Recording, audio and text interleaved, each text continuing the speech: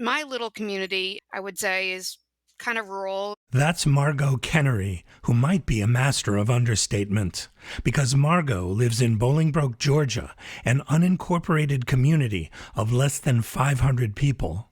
Through much of her life, Margot maintained a tenuous connection to Judaism. I really didn't participate in anything Jewish, and I really wouldn't tell anybody I was Jewish. So I really was like under the radar. But then she met Rabbi Chaim and Rebbetzin Chayla Markovitz of Chabad of rural Georgia. They shared some fundamental truths about who she was and why that was important, and the Jewish spark within her ignited a flame which is still spreading outward. Margot is the lamplighter in her town. And we see the worth when you have people like Margot be more in tune with their Judaism, which some of them they haven't experienced since they were little kids. These are truths the Markovitzes have shared with hundreds of Jews in some of the unlikeliest places, all over the large state in which they operate. It's a unique type of mobile outreach that until just a few years ago they couldn't have imagined because it didn't exist in the U.S. I'm Gary Wallach, and this is Lamplighters, stories from Chabad emissaries on the Jewish frontier. Life as a Chabad emissary is often joyous, but it can be unpredictable and even dangerous. Chabad has become a ubiquitous presence in every corner of the world. But behind every Chabad house are emissaries, regular people, striving to transcend their circumstances, and a community that supports and relies on them. These are their stories.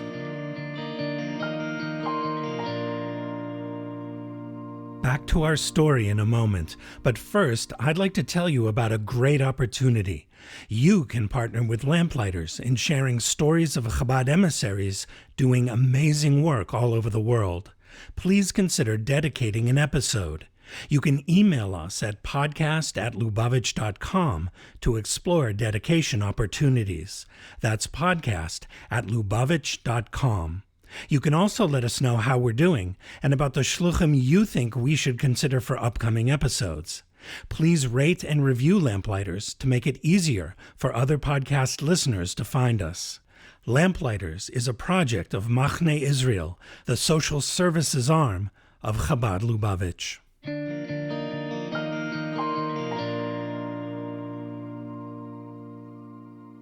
Chaim Markovitz grew up in Sydney, Australia, in a home dedicated to community service. It wasn't a Chabad house, but even though we weren't official shluchim, we were outreach 100%. But the Markovitzes were a Chabad family, and as Chaim went through yeshivas in Israel, England, Australia, South Africa, and Crown Heights, he knew what he wanted to do in life. I don't know if I ever had a doubt.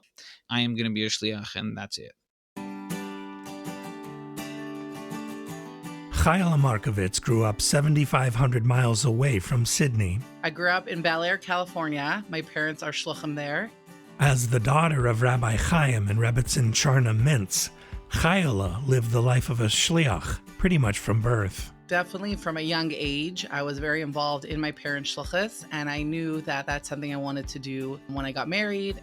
After studies at Machon Shoshana in Jerusalem, Chayla returned briefly to Bel Air and then moved to Crown Heights. There she learned about a promising young man who lived nearby. Chaim actually lived 4 doors down from me, and we were set up. The Markovitzes were married in early 2017. They looked into shlichus opportunities in Texas, Colorado, and North Carolina. They landed for a time with Chayla's parents in Bel Air. And then eventually we got a phone call from Rabbi Isser Nu offering us this opportunity. Nu is Associate Director of Chabad of Georgia.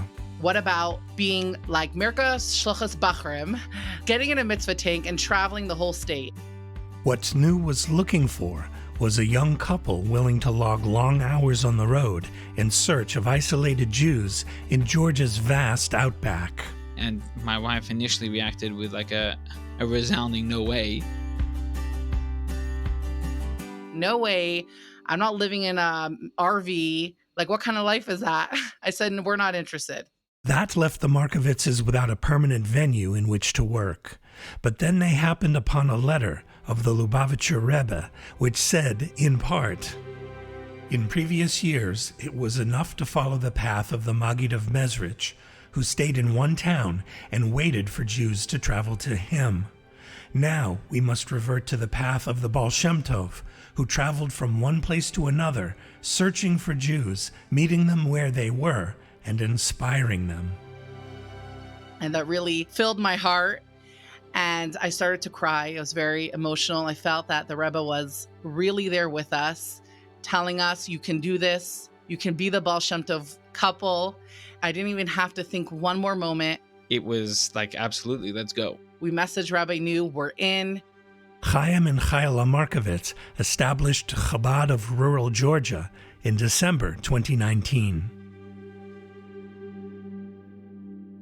They moved to Atlanta the following June.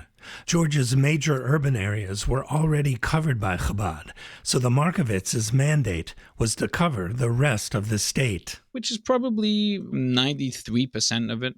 The Rebbe has given me the responsibility to make sure that every person has a chance to connect with the message of Judaism. But how to reach every lonely member of the tribe living in Georgia's most remote areas? Chabad of Georgia had been compiling lists of Jewish-sounding names for about 15 years when Chabad of Georgia director Rabbi Yossi Nu began holding lunch and learns in northern Georgia and sending Bochurim out into the wilds. Armed with those lists, the Markovitzes began combing the state. But one of the first contacts they made was with a woman who actually contacted them after she learned about Chabad of rural Georgia on social media. So the Markovitzes hit the road. They drove for 3 hours, excited to Farbrengen with the woman who had asked them to visit. And we show up to her home, and the house is run down. The wood is crickling as we get to the front steps. I remember there was holes in the floor of her balcony. The Markovitzes went inside and sat with her. They talked about what it means to be a Jew. And at the end of the conversation, she said to us, okay, I'd love to give you guys a donation. I said, wow. And so we walked into her kitchen, and she opened up her freezer, and she stuck her hand in the back of the freezer and pulled out an envelope. And she pulled out 18 frozen dollar bills. And she counted them out for us, and she said, thank you for coming. We're so happy that you're here. Chayla and Chaim said goodbye and made their way back to the car. I started crying a little bit. And I told my husband, how are we ever going to make it? If people are giving us 18 frozen dollar bills, we're never going to cover our bills. Like, this isn't going to work.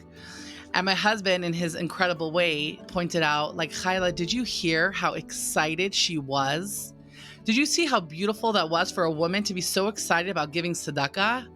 People in rural Georgia might not be giving us millions of dollars, but what we will have is the one-on-one interactions and meetings and people who feel that they have someone that they can call, that they can rely on.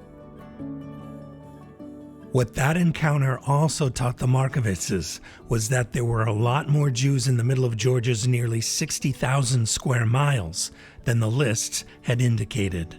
So they started off with a lot of cold calling and knocking on doors. And I wish we can record for you their reaction when we knock on their door. How did you find me? How do you know? What are you doing here? But sometimes the Markovitzes will simply drive to a town they haven't yet visited. We definitely go into Kroger's and we'll hang out at the Manischewitz aisle and have met a few Jews that way. My husband has a tactic of davening with his talis tefillin on the main street so that he draws attention, and we'll get 1 or 2 Jews like, are you a Jew and are you here? Like, am I seeing what I think I'm seeing? And the Markovitzes' strategy has evolved over the years. My husband has a big map in his office. We highlight, we circle, we X. Where should we put our focus on now? Maybe it's 15 or 20 cities on a monthly rotation. So every Monday and Wednesday, I'm for sure on the road driving 3, 4, 5 hours away. Tuesday, I might hop over to, an hour and a half away. So it could be 2, 3, sometimes even 4 days a week. I could be on the road. That method has worked. The Markovitzes met more and more Jews and began to connect them with others. I pick various cities where I think there's a potential to create a shir, to have a class happening, or to get a larger group of people together for any kind of event. With the help of Rabbi Yonatan Ariel Hamburger, Yeshiva Bochurim, and roving rabbis, the Markovitzes have set up Torah study classes, workshops, and holiday celebrations all over Georgia. But most of the time, Rabbi is the one putting the pedal to the metal, covering mile after mile on highways, secondary routes, and country roads to meet with just one person. He's fond of keeping a sort of running video journal on social media. This is the town of Dexter, Dexter. Really a lovely little quaint town, and I'm here. I basically found someone's Jewish last name in town. He's emphatic that even when Chayla stays in Atlanta, she's always with him. My wife is my rock. I can't do any of this without her. So when he leaves, I'm always excited. I'm like, okay, Chaim, can't wait to hear what happens. She's always calling to check in and to make sure that I'm happy. Markovitz says he can go a whole day on the road with a kind bar and a bottle of water. But Chayla sees to it that he has much better than that. We even have these really cute crock pots that plug into the car so they can heat up like chicken and rice. She makes me a 3-course meal that I can thrive on. I feel really blessed and grateful that we are a great team in this work. Many people in rural Georgia live there because they don't want to be bothered. Sometimes the Markovitzes have learned this the hard way. Some of the doors they've knocked on have large, vicious dogs just behind them. Once, Rabbi Chaim met a man in northwest Georgia who lived at the end of a long dirt road. When he knocked on the door, the man of the house comes out and his hand is suspiciously behind his back. So we're chatting, and once he's determined that I'm safe, he called his wife out, who was the person we had come to visit. And then he said, I'm just going to go and put this down. And he just swivels around and walks back into the house. And I saw that behind his back, he had a gun. It takes a lot of courage and bravery to knock on random doors. But most of the time, Chaim and Chayla Markovitz are greeted warmly by the people they meet on the road. For the first 3 or 4 years, the Markovitzes racked up the miles on a regular sedan. Recently, they purchased a high-top Sprinter van. A synagogue on wheels delivering the Jewish experience. Trays and trays of chicken and kugel and challah and dips and food and tables and chairs, neshek, candles, Jewish books. It just stores all the stuff we need to carry out our multiple events. So it's like our little Chabad on wheels, I like to call it. All the miles, well over 200,000 in less than 5 years, have paid off. The Markovitzes say that in that time, they've met well over 1,000 Jews, like the 13-year-old boy studying for his bar mitzvah who tells them, "Now I feel Jewish," or the widow and widower living a 3-hour drive away from each other, but who are now dating because Chayla set them up, or the 90-plus-year-old Holocaust survivor who they discovered simply by knocking on his door. At that first meeting, he wrapped tefillin for the first time in his life, and he cried. And he said to us, maybe this is why Hashem kept me alive all these years, was waiting for you to come and for me to say that, yes, I have put tefillin on as a Jew. Zach Levinson is a software developer in Warner Robins, Georgia. Zach's unaffiliated and single. He says he misses the sort of synagogue community he was part of in Miami, where he grew up. One day, he got a call out of nowhere from Rabbi Chaim. Asking, hey, would you be interested in meeting? I said, yeah. And he came over, we talked a bit, he explained some of the Torah portions for that week, and he was extremely kind and friendly, so it was a very positive experience. Since then, Rabbi Chaim has made a monthly trip from Atlanta to study with Zach. And Zach has celebrated Shabbos and Hanukkah with the Markovitzes, who invited him to recite a special prayer at a menorah lighting in Forsyth, Georgia. And I wasn't expecting to go up there, take up the mic, and read out the prayer, because I wasn't expecting to get that experience anymore. I was in a location where I am alone as a Jewish person. He's a young boy at such an age. To feel alone it's painful. And it happens all the time that we meet people and they tell us we're so lonely over here. But now Zach says he doesn't feel so lonely anymore. Susan Gersh-Berry is a resident of an unincorporated community on Georgia's northernmost edge called Mineral Bluff, population 223. Where we used to just have 2 Jews, now we have 10. A population explosion. Yes, yes. Susan has lived in the mountains of Georgia for more than 4 decades and in Mineral Bluff since 2001. She moved there with her husband, who passed away over 7 years ago. Susan did her best to stay connected to Judaism, despite all the challenges of living in a tiny mountain town. So I kept Judaism in our home, holidays and things like that. But that was basically it. There's nothing in Mineral Bluff resembling Jewish infrastructure, so Susan was surprised the first time she went shopping at a supermarket a few miles away in Blue Ridge, which had a couple of shelves of kosher products. But one thing I'm not going to do anymore is get the gefilte fish, because the one time I bought gefilte fish there, I don't know how many centuries it had been in there. About 15 years ago, Susan learned that friends of hers were attending monthly classes led by Rabbi Yossi Nu, who was making the 4-hour round-trip drive once a month to Blue Ridge from Atlanta. Susan decided to attend. And it was wonderful. Then, in March of 2020, Susan and her Jewish friends learned that there were new shluchim coming to deliver shmura matzah before Passover. COVID restrictions had just gone into place. So we met in a parking lot of a bank. Rabbi Markovitz and Chayla came. They were excited to meet us as we were excited to meet them. They brought big boxes of matzah, the round matzah, and we had families come out. And people, we met each other. There was an excitement of finding each other. That led to an informal community of Jews that Susan calls the Blue Ridge Congregation. With a newly energized community, regular visits from the Markovitzes, and even an annual Shabbaton, Susan and her friends are more involved than ever in Yiddishkeit. I want to follow my religion more. I want to do more acts of loving kindness. I want to study. I'm taking B'nai Mitzvah classes. I was not bat mitzvah. I feel inspired to do that. You feel Jewish again. You feel Jewish again. Mineral Bluff is as far north as one can get in Georgia. St. Mary's is just about as far south as one can go in the state. Fred Parvey lives in that small coastal city. He says he's the only Jew in St. Mary's, but there is Jewish infrastructure there. Yes, I have a menorah and, of course, my candles that I light, and that's the Jewish infrastructure in St. Mary's.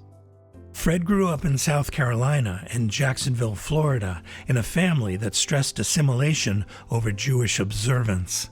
The Markovitzes heard about him a few years ago, gave him a call, and sent Bochurim on a 6-hour one-way drive from Atlanta to spend the day.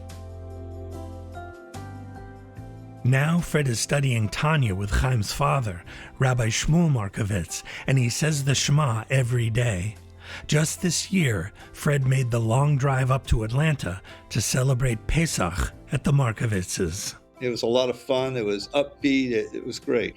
And without Rabbi Chaim calling me up, I probably wouldn't have done this. I wouldn't have gotten involved.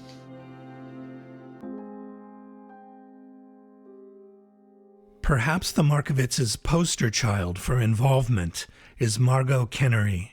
She's a data analyst who works for the technical college system of Georgia. She grew up in New Jersey. We did celebrate Passover and Hanukkah, and we definitely identified and knew that we were Jews.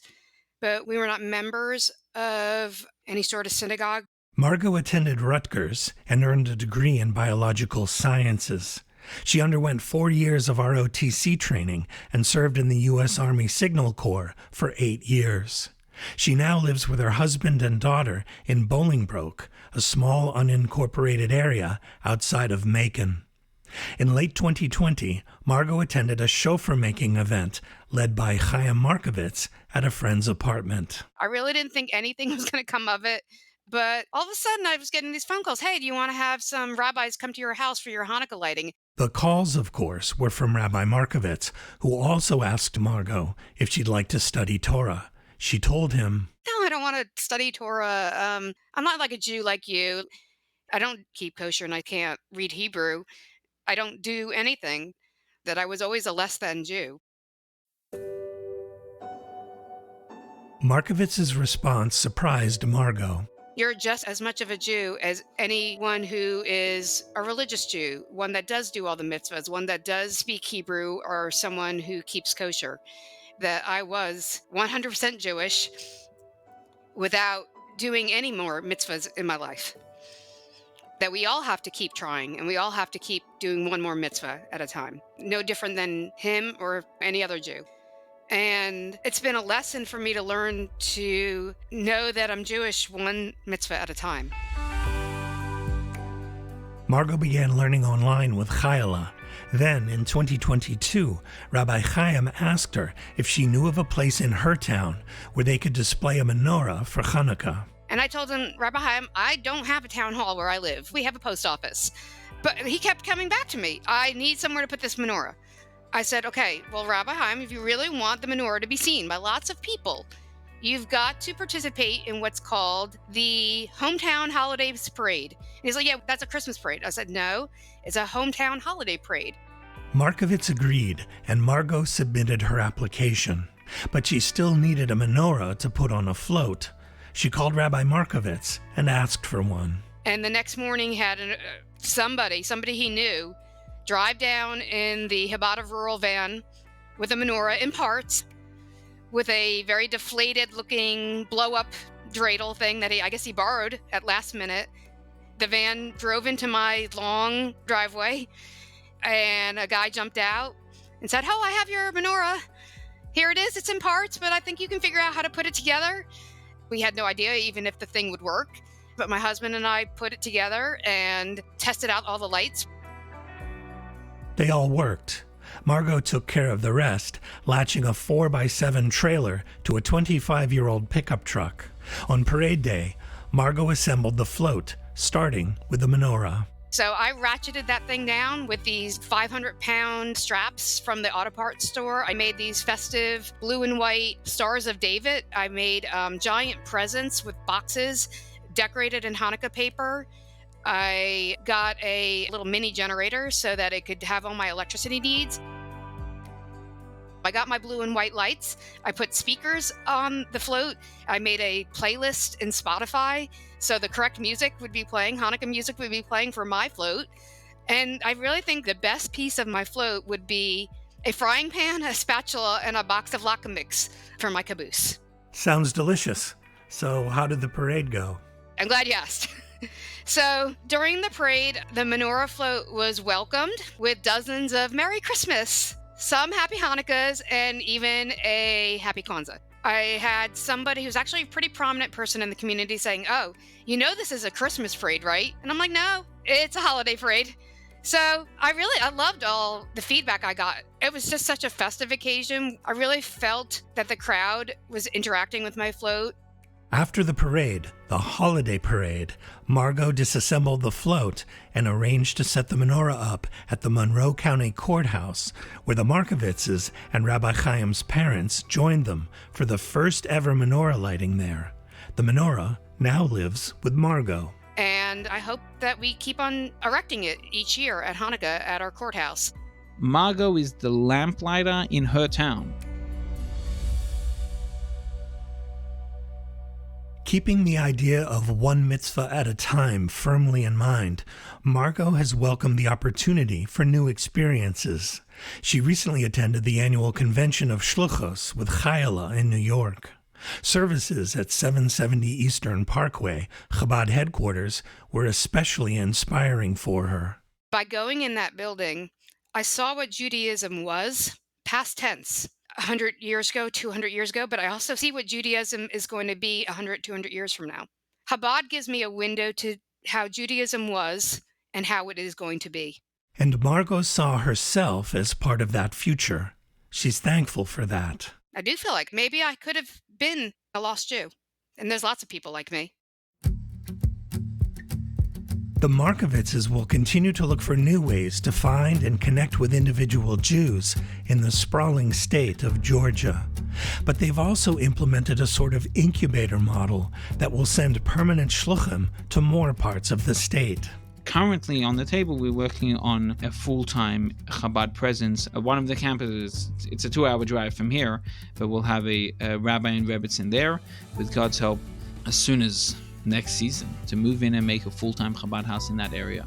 Until that happens in every Georgia city, town, hamlet, and unincorporated community, the Markovitzes will drive their van with the Shalom Ya'al artwork on the side into every corner of Georgia, making sure every individual Jew has everything they need to connect with Yiddishkeit. Atem teluktu echad Beis Yisrael. This is the Rebbe's vision. It's one person. If it's one person in Macon, or if it's one person in Valdosta, or Vidalia, or Morganton, or Blairsville, or Young Harris, it could be anywhere. It doesn't matter where that is.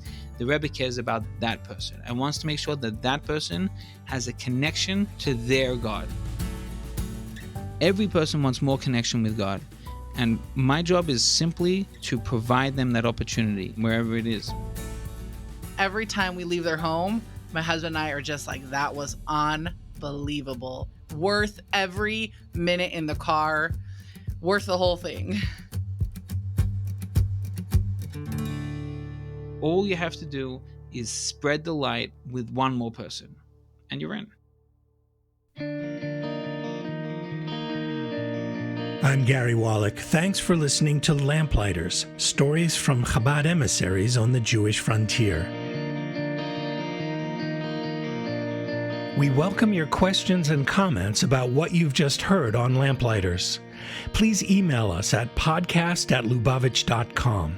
And if you know of a great story involving Chabad emissaries or the people they inspire, please let us know about them. That's podcast@lubavitch.com. To subscribe digitally to Lubavitch International Magazine or to receive it at your doorstep, please visit lubavitch.com/subscribe. Lamplighters is a project of Machne Israel, the social services arm of Chabad Lubavitch.